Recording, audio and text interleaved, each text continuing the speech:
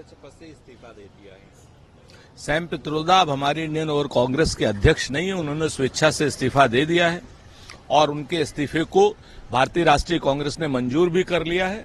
और इसके अलावा किसी भी उनकी विवादित टिप्पणी से कांग्रेस का कोई लेना देना नहीं है और वो अपनी टिप्पणियों की रक्षा सुरक्षा या उसके बारे में कोई भी सफाई स्वयं देंगे। कांग्रेस का उससे कोई लेना देना नहीं है। निश्चित तौर पर श्री राहुल गांधी जी ने स्पष्ट रूप से कहा है कि भाई आप सरकार में हैं मोदी जी, डरिए मत। अगर हमें टेम्पो में काला धन आया है तो टेम्पो भी बरामद कीजिए और अडानी साहब के यहाँ ईडी भी भेजिए कि काला धन आपके रहते कैसे आ गया। और एक सबसे बड़ी बात कि चाहे देश के कोई भी क्रॉनी कैपिटलिस्ट हो, आदरणीय मोदी जी आपके रहते हुए कोई हमें कोई चंदा दे सकता है क्या? काला धन कहां रहा ये तो कम से कम जांच का विषय है। और ये सरकार की, भारतीय जनता पार्टी की फेल्योरिटी है कि भारतीय जनता पार्टी के प्रधानमंत्री देश के उद्योगपतियों के ऊपर काले धन का आरोप लगा रहे हैं, जबकि सरकार उनकी है, उनकी सरकार के रहते काला धन बना कैसे, ये अपने आप में भाजपा के लिए और मोदी जी के लिए शर्म का विषय है। पीएम मोदी जी, क्योंकि लोग भ्रष्टाचार, भाई भतीजावाद और माफिया राज से तंग आ चुके हैं। बिल्कुल सही कहा प्रधानमंत्री जी ने। आंध्र प्रदेश में 4 जून के बाद कांग्रेस पार्टी की सरकार आएगी। कांग्रेस पार्टी एक प्रचंड बहुमत से वहां जीत रही है और आंध्र प्रदेश सहित पूरे देश में प्रधानमंत्री नरेंद्र मोदी जी को बताना होगा कि आंध्रा के लिए इन्होंने अब तक किया क्या।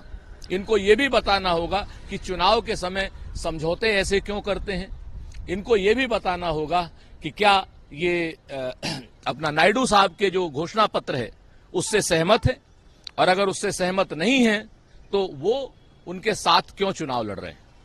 प्रियंका गांधी वाड्रा ने रायबरेली में एक जनसभा को संबोधित करते हुए कहा कि यह आपकी पुरानी परंपरा रही है, आपने हमेशा लोकतंत्र की लड़ाई लड़ी है। आजादी के पहले भी 103 साल पहले यहाँ के लोगों ने किसानों और अंग्रेजों के खिलाफ विरोध प्रदर्शन किया था। किसान आंदोलन के उपज की धरती रायबरेली को पूरी कांग्रेस हमेशा से सशक्त प्रणाम करती है और इस परिवार का रिश्ता, गांधी परिवार का रिश्ता और रायबरेली का रिश्ता अपने आप में अक्षुण्ण रहा है, सदियों से अक्षुण्ण रहा है। जवाहरलाल नेहरू साहब ने यहीं से आंदोलन की शुरुआत की थी और रायबरेली ने हमेशा अपने परिवार को मान्यता दी है।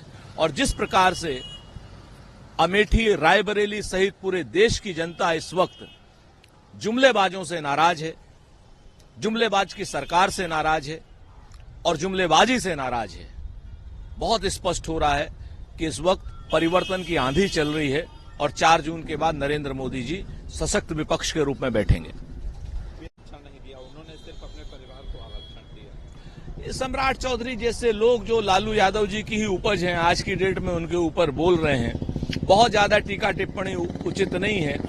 मुंह सूरज की तरफ करके बोल रहे हैं, थूक इन्हीं के चेहरे पर गिरेगा। सम्राट चौधरी साहब, आपने जाति आरक्षण के लिए हाँ करी थी, विधानसभा में पास आपने भी कराया था जाति जनगणना को।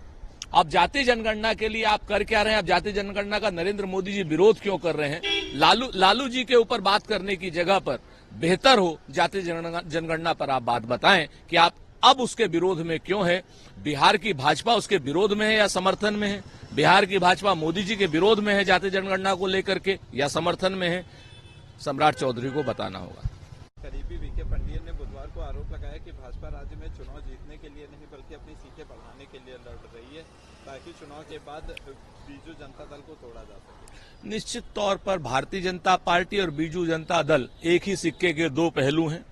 चुनाव में भी ये समझौता करने वाले थे, किसी कारण से इन लोगों ने शायद कांग्रेस की बढ़ती लोकप्रियता के डर से इन्होंने समझौता नहीं किया। आज की डेट में मिलकर के लूटते हैं। केंद्र की तरफ से भारतीय जनता पार्टी की लूट की छूट है और राज्य की तरफ से नवीन पटनायक की बीजेडी की पार्टी की लूट की छूट है। ये दोनों लोगों को कांग्रेस पार्टी इस वक्त जनता के सहारे करारा सबक सिखाएगी। अगर आप ये वीडियो YouTube पर देख रहे हैं तो हमारे चैनल को सब्सक्राइब करें और बेल आइकन को दबाना ना भूलें। अगर आप Facebook पर ये वीडियो देख रहे हैं तो हमारे पेज को लाइक करें।